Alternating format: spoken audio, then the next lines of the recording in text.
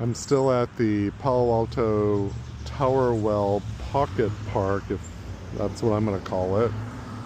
And I already discussed some elements about this in a previous short, but I wanted to extend it to look at some landscape design. This has clearly been built fairly recently, or finished fairly recently. The plants are still very young, the mulch is fresh, so I want to come back to this after it's been established and see how it's performing.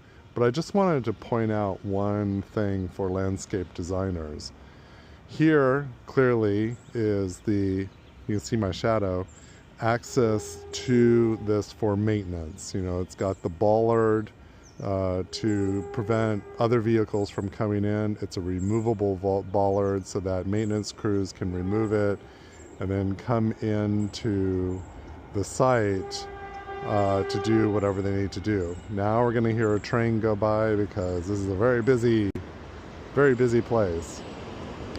If you don't hear it, then I'm just talking about it. See, there it is. Okay. So this is great because it also acts as a walkway for pedestrians who come from off of the sidewalk onto the property.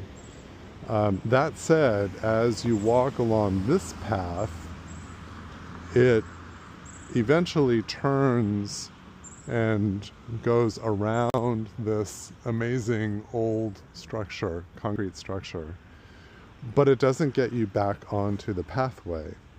So what does that mean? Well, these little mahonias here may or may not eventually fill in, but in the meantime, I can see that the mulch is a little compressed here, so people are walking over this to do the cut through.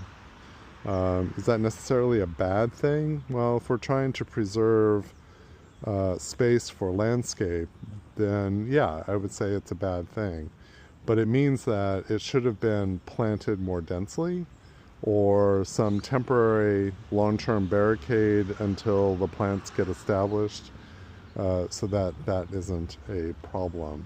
So just a few things to think about as landscape designers.